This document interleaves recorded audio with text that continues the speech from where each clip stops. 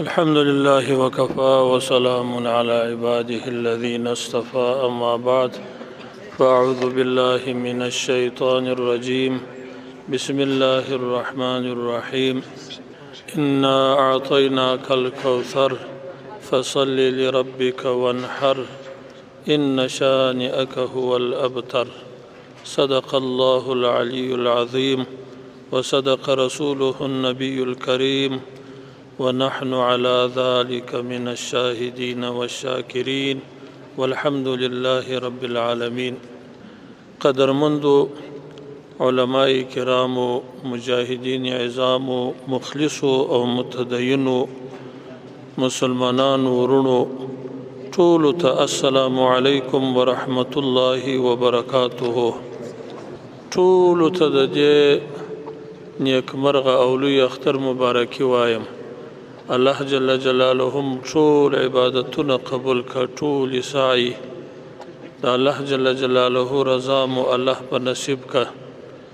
الله جل جلاله دې دا اختر د ټول نیکمرغیو د پاره یو مقدمه وګرځي. الله جل جلاله دې همیشه مسلمانان په داسې خوشحالیو اخترونو کې خوشاله وساتي. الله دې د دې اجتماعي او د دې ټولنې دې الله پاک ثابت ولري. مسلمانان ورونو، دا نن یو عظیم ورځ ده چې په دې ورځ کې مسلمانان د الله جل جلاله عبادتونه سرته رسوي چې په ابتدا کې دا عبادت المانځه دی چې لمونځ کوي او دا د الله پاک جل جلاله عظیم عبادت دی. د دې نه وروسته به یو بل عبادت سرته رسي چې هغه اضحیه ده، اختری دی چې چا باندې واجب وي هغه به اضحیه کوي، اختری بالالي. او د لوی اختر عظیم خوشحالي دا ده چې حجاج کرامو په حج کې د حج مراسم پوره کړه.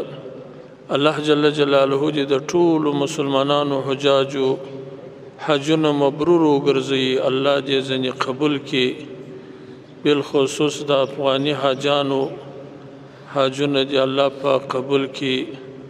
الله جل جلاله دې د الله د رضا دپاره ذریعه وګرځي. الله جل جلاله دې دغه اسلامي عبادات د خدای تعالی دین په دې مسلمانانو باندې قائم ولري. ډېره د خوشحالۍ ورځ ده چې نن د دې لوی اختر په ورځ چې دا د اسلام یو شعار دی، یو علامه ده. دا مسلمانان ښه په جوش باندې، ښه په جذبه باندې لمانځي او خوشحالي پکې کوي. په دې ورځ کې هر قسم خوشحالي چې دا هغه ثواب لري، ځکه چې دا د اسلام د شاعرو لوړوالی دی چې څومره سړی خوشحالي کوي، څومره په دې ورځ کې د الله پاک شکر ادا کړي. الله پاک مسلمانانو ته دا ورځ ورکړې ده. تاسو ته معلومه ده چې د اسلام نه مخکې اخترونه چې وه هغه د دې بودایانو، زردشتانو، مشرکانو، کفارو جلا اخترونه وه. د هغو په عوض کې اسلام دغه دوې ورځې د اختر راوستې چې یوه د لوی اختر، یوه د کوچني اختر ورځ ده. نو دا د اسلام یو شعار دی، یو علامه ده چې په کم ملک کې په مسلمانانو کې دا ورځ په ښه جوش باندې، په ښه جذبه، په ښه خوشحالي باندې ولمانځل شي. دا د دې د اسلامیت او د دیندارۍ یو لوی علامه ده. الله جل جلاله دې د دې د ښې لمانځنې توفیق راکړي.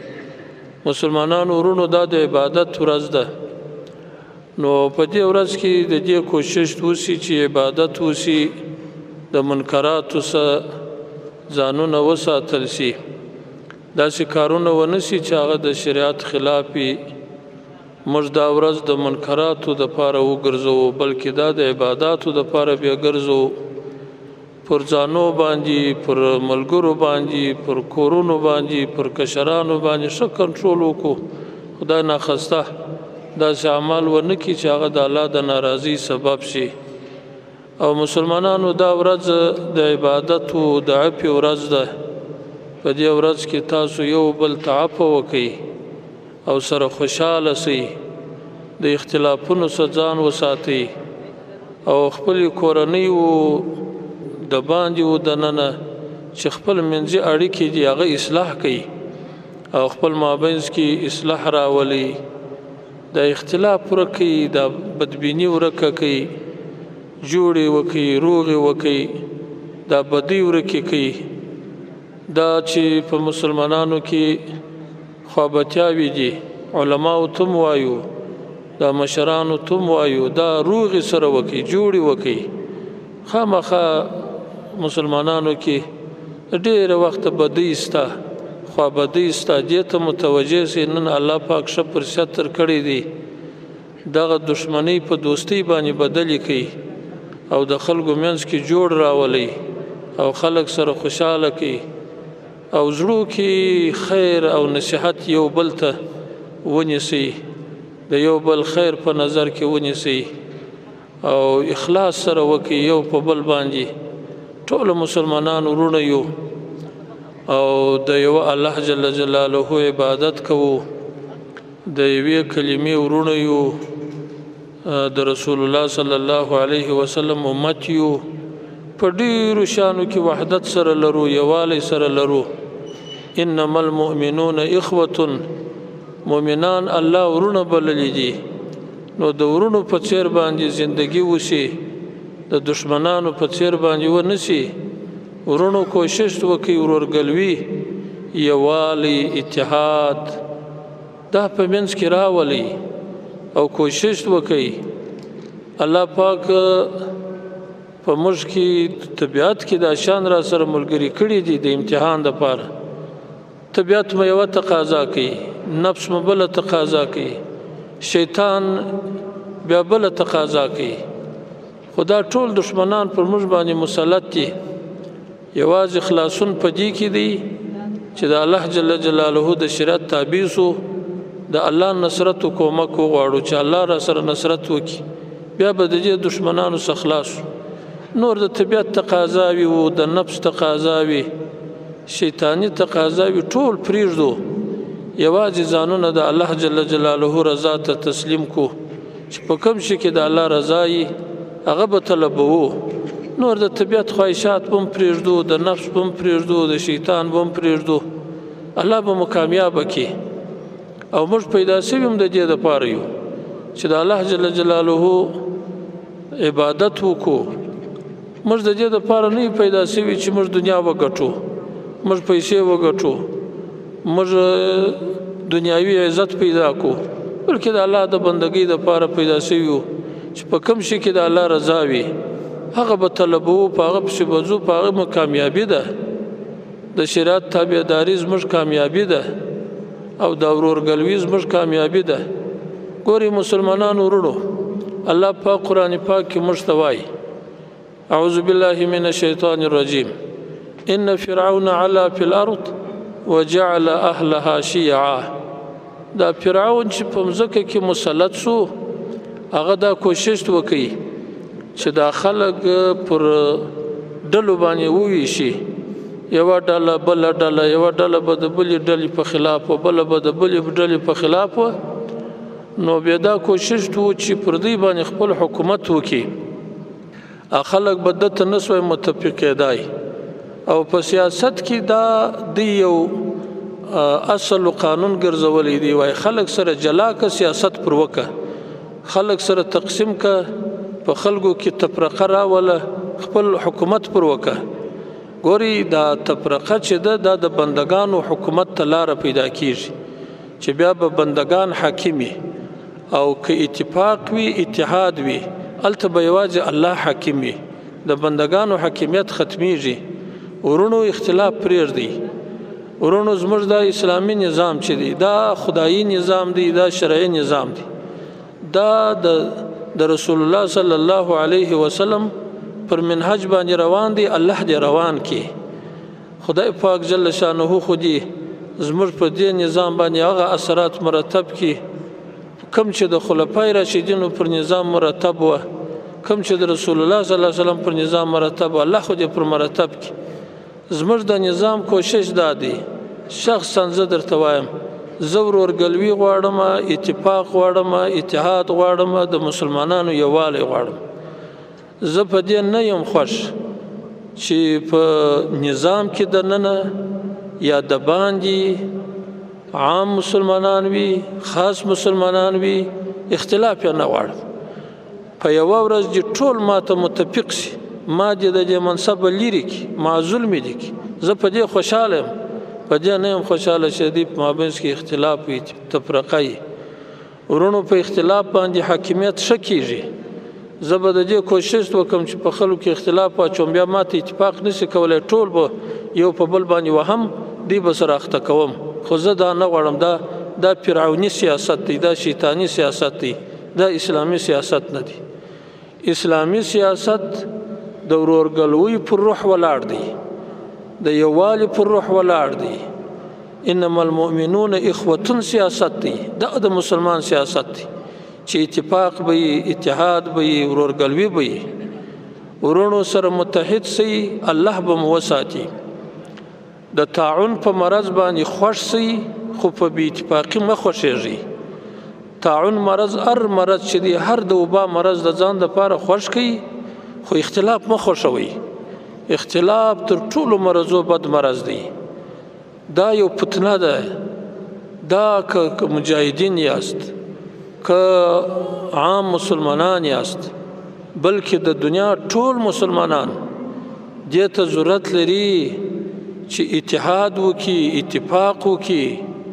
که دغه اتفاق و اتحاد یې نه وي دا زورور چې دي دا طاقتور چې په دنیا کې ځانو دپاره د فرعون سیاست خوښ کړی دی یو په یو به مخري یو په یو به مخري ختموي به مو ټول مسلمانان دې سره متحد شي د افغانستان مسلمانان نور پرېږدي دا اختلافونه دا تفرقې پرېږدي دا اسلامي نظام دی زه د یو عام مسلمان په حیث درته وایم دا نظام تقویه کوي په دې نظام کې به ستاسو د ټولو عزت خوندي ځکه پر عدالت د خدای سره مو دا وعده کړې ده چې عدالت به راولو د الله سره مو دا وعده ده چې شریعت به راولو انصاف به راولو چې په وسه مو وشي خدا نسو راوستی چې ګرد سره متحد نسو تاسو ټول که مجاهدین دي که غیر مجاهدین دي که ځوانان دي که سپینږیري دي که ملایان دي که طالبان دي که پیران دي که صوفیان دي ټول دې لاس سره ورکړي اختلافونه پرېږدي علما دې هم اختلاف پرېږدي صوفیان دې هم پرېږدي عام خلک دې هم پرېږدي سره ورونه سئ یو په بل پسې بدې خبرې مه کوئ یو د بل خلاف مه وایاست ګوري دا ستاسو د اختلافونو ګټه چې د دشمن ته وځي دشمن د دې نه بد استفاده کوي یو بل ولې بد ورته وایاست ستا مسلمان ورور دی او د ورور په نظر ورته وګوره الله درته ورور کړی دی د الله په فیصله دی ورور دی نو دا چې د ورور په حق کې ظلم دی غیبت یې مه کوه عیب یې مه وایه مې افشا کوه پټ یې که ستر یې وکړه او نصیحت ورته کوې ښه نصیحت ورته وکړه ورسره کښېنه ورته دغه دا عیب دی دا بد کار دی دا مه کوه د خلکو په مخ کې عیب یو چا ته ویل دا هغه معیوبول دي دا نصیحت نه دی په علانیه باندې نارې مه وهئ په پټه باندې نصیحت وکړئ من وعظ اخاه سرا فقد زانه ومن وعظه علانیه فقد شانه مسلمان ورور ته په علانیه باندې عیبونه بیانوي نو خو معیوب دي کوي چې په پټه ورته کوي ښایسته دي کوي ورونو ټول ورونو یو دا نظام هم ستاسو ورونه دي مجاهدین ستاسو ورونه دي دا مسؤلین مو ورونه دي دا هغه مسلمانان دي دا هغه ستاسو د کلي دي دا هغه ستاسو بچیان دي ستاسو اولادونه دي بد مه پر وایاست کومک یې وکړئ په امنیت کې کومک ورسره وکړئ په عدالت کې کومک ورسره وکړئ علماو دغه علما چې مسؤلین دي په مسؤلیت کې دا ستاسو ورونه دي دا د دغه عقیده د دغه نظریه خلک دي په مسؤلیت کې راغلي دي در تاسو مسؤلیت دروندي کومک ورسره وکړئ چې دا مسؤلیت په ښه طریقه باندې سرته ورسوي، خلاف یې مه کوئ، مقابله مه ورسره کوئ، نصیحت ورته وکړئ، ما ته هم نصیحت وکړي. بالکل نصیحت ته به غوږ نیسو. الدین النصیحة قیل لمن یا رسول الله قال لله ولکتابه ولرسوله ولأئمة المسلمین ولعامتهم. د مسلمانانو د امامانو د پاره هم دین نصیحت دی. زموږ مسؤلینو ته نصیحت وکړي، علماو ته وایم، مسؤلینو ته هم دا وایم چې د علماو نصیحت ته غوږ ونیسئ. ګورئ ورونو، تکبر مه کوئ، لویي مه کوئ، حق مه ردوئ. ټولو مسؤلینو ته وایم چې حق درته ښکاره سو تابعداري یې کوئ، ردوئ یې مه. که یو کوچني حق درته وایه هم یې ومنه، که ملا درته وایه، بیا خاص علما مجاهدینو ته وایم، مسؤلینو ته وایم د علماو نصیحتو ته غوږ ونیسئ، د مشرانو تجربو ته غوږ ونیسئ. لوی کار مو دی، دروند کار مو دی، په دې کې به کامیاب سئ چې د علماو نصیحت ته غوږ ونیسئ، د مشرانو هغه تجربو ته، د دوی و حاکمانه مشورو ته غوږ ونیسئ، کامیابیږئ. کومک وغواړئ د دې، تاسو هم کومک ورسره وکړئ په نصیحت باندې. مسؤلین دی علماو ته دا جرأت و دلاوري ورکړي چې ودی ته د حق خبره وکړي، او دا زمینه دی برابره کړي چې مسلمانان دی ته نیکی مشورې ورکړي، نیکی مشورې راکړي. موږ ضرورت لرو، حاجت لرو، علماو ته محاجت دی، مشرانو ته محاجت دی، خپل تجربې دی را سره شریکې کړي. دا نظام د خپل ځان وبولي، دی ستاسو وو، ستاسو به یي. دا د دغه مابین سره جوړ شوی دی اسلامي نظام دی، ثواب لري. که کومک ورسره وکړي، د اسلام سره به کومک وکړي، که تعاون ورسره وکړي، پر نیکي باندې به تعاون وکړي. الله جل جلاله دې ټولو ته توفیق ورکړي، ورونو په ګډه باندې وساتئ. اتفاق، اتحاد، ورورګلوي، دا ټول دا ستاسو زموږ شرعي مسؤلیت دی چې دا اجتماع دا ټولنه به جوړوو. مسؤلین ستاسو خادمان بکار دي چې دوی ځانونه خادمان وګڼي. سید القوم خادمهم، که دوی د خلکو شپه ورځ خدمت کوي نو به د خلکو مشران خدمت کوي، د خلکو مشکلات حل کوي.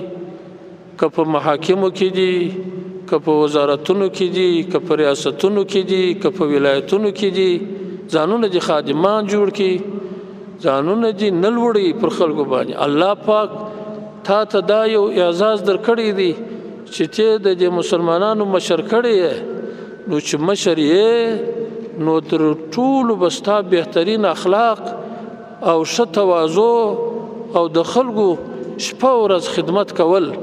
الله دې ته توفیق ورکړي.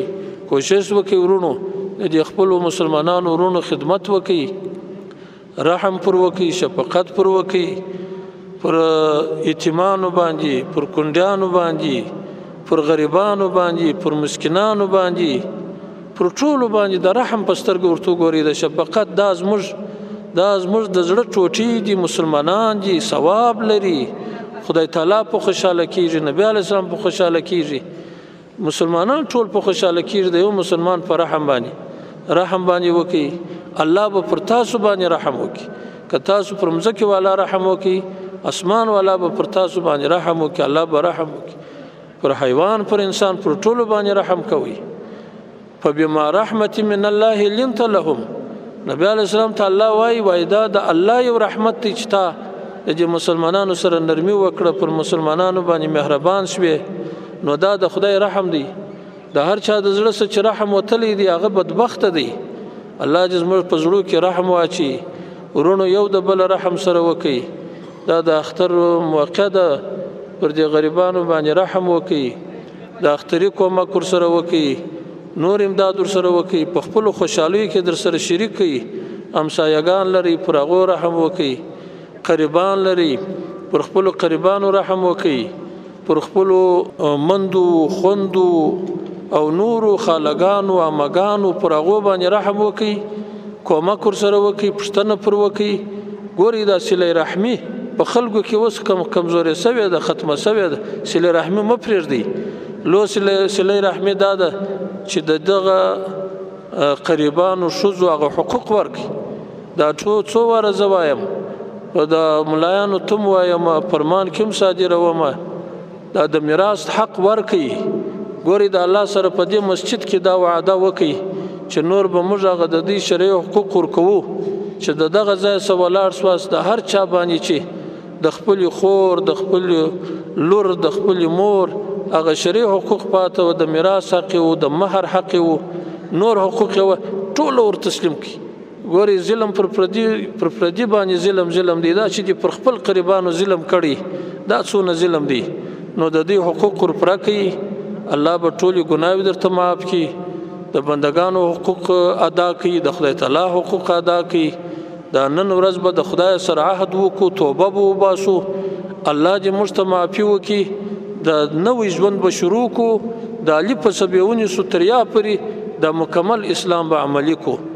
الله جل جلاله دې ستاسو ټول اعمال قبول کړي. یو وارې بیا مو د لوی اختر مبارک سه خدای تعالی مو ټول زندگی داسې په خوشحالي کې تیره کړه. الله دې د اسلامي نظام کامیاب کړي. الله دې د حجانو حجونه قبول کړي. الله دې د مجاهدینو جهاد قبول کړي. الله پاک دې د ټولو سعی او کوششونه قبول کړي. نو د لوی اختر ورځ ده د اضحیو وخت دی. واخر دعوانا ان الحمد لله رب العالمين والعاقبة للمتقين والصلاة والسلام على خير خلقه محمد وعلى آله وأصحابه أجمعين. ربنا تقبل منا إنك أنت السميع العليم وتب علينا إنك أنت التواب الرحيم وصلى الله تعالى على خير خلقه محمد وعلى آله وأصحابه أجمعين. الله پاک دې د فلسطین مسلمانان دي الله د ظلم څخه د اسرائیل خلاص کړي. پروردگار عالم دې حفاظت رب جل جلاله دې د دې حافظ سي رب جل جلاله دې د دې ناصر سي. الله جل جلاله دې په خپل غیبی قدرت په خپل غیبی لشکرونو دي الله د دې مرسته وکي. خدای خو دې دا ظالمان تباہ او برباد کړي. الله جل جلاله دې د دې ظلم سره ټول دنیا ته نجات ورکړي. دا ظالمان دې په هر ځای کې الله پاک ناکام تباہ او برباد کې په خپل قدرت باندې الله دې د مسلمانانو حفاظت وکي. ګوري مسلمانانو تاسو نن وینئ چې د دنیا هغه لوړ خلک چې کوشش کوي ټول دنیا په خپل حاکمیت کې راولي په کوم سترګو راولي په کوم شعارو راولي چې دی وایي چې موږ په دنیا باندې خپل سیاست حاکمول غواړو که شرق دی که غرب دی. نن تاسو وینئ په ډېر سخت بېغوري باندې پر دې مسلمانانو باندې کې د بشر په نامه کې د دې د بشر په قانون باندې ظلم روان دي کې د اسلام په نامه باندې کې پر اسلام باندې ظلم روان دي. دا مسلمانان دا ښځې ماشومان چې نن شهیدانېږي ته په کومو سترګو د دنیا حاکمیت غواړې ته په کومو سترګو ما ته نصیحت کوې ته په کومو سترګو زما څخه غوښتنې لرې او په ما باندې خپلې غوښتنې منې. نو دومره ظلم چې تا روان دی تا سترګې پټې کړي دي. ګوره هم کفارو سترګې پټې کړي دي مسلمانانو پټې کړي دي. مسلمانانو دا نن تاسو کې د اسلام غږ پورته کیږي د شریعت غږ پورته کیږي. دنیا نور رخصت ورکړي دی اسلام ته. الله جل جلاله دې موږ ته توفیق راکړي. الله مو دې په دې اخر الزمان کې په دې امتحان کې نه ناکامه کړي. الله مو دې کامیاب کړي. خدای تعالی جل جلاله موږ مسلمانان رونه د ټولو ظلمونو څخه خلاص کړي. واخر دعوانا الحمد لله رب العالمين.